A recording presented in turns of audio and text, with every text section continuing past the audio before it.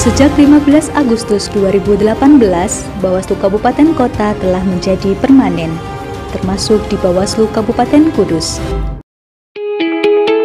Dipermanenkannya Bawaslu Kabupaten Kota, penyelenggaraan pengawasan pemilu dan pemilihan di Bawaslu Kabupaten Kudus berdasarkan fungsi dibagi dalam 5 divisi. Salah satunya, Divisi Hukum, Humas, dan Data Informasi.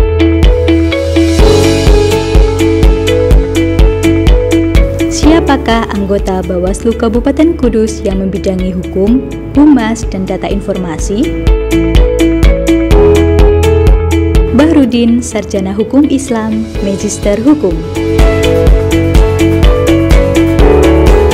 Beliau yang berdomisili di Tanah Gunung Muria ini, lebih tepatnya di Desa Colo, RT 5 RW 2 Kecamatan Dawe Kabupaten Kudus, merupakan Koordif Hukum, Humas, dan Data Informasi Bawaslu Kabupaten Kudus.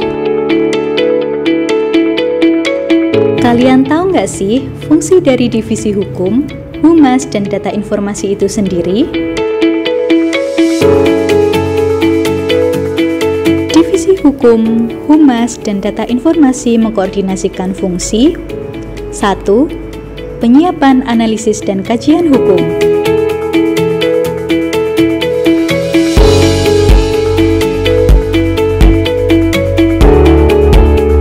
2. Pendokumentasian dan sosialisasi produk hukum. 3. Koordinasi internal dan koordinasi dengan Bawaslu melalui Bawaslu Provinsi dalam pelaksanaan pendampingan hukum dalam perselisihan hasil pemilu dan perselisihan hasil pemilihan, pengelolaan basis data pengawas pemilu dan pengawas pemilihan, dan pengelolaan basis data Bawaslu Kabupaten Kota. 4. Hubungan masyarakat.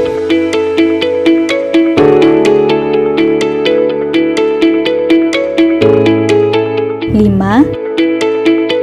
Pengelolaan dan pelayanan informasi publik Bawaslu Kabupaten Kota. 6.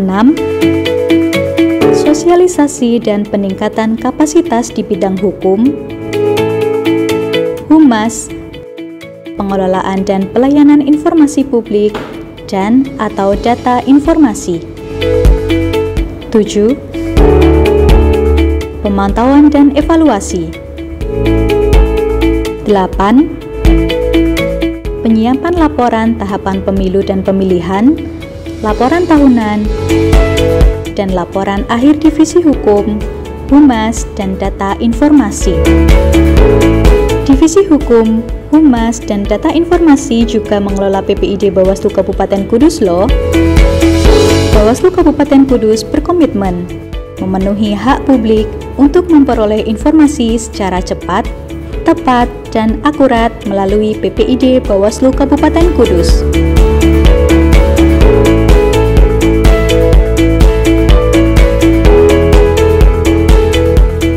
Bawaslu terbuka, pemilu terpercaya.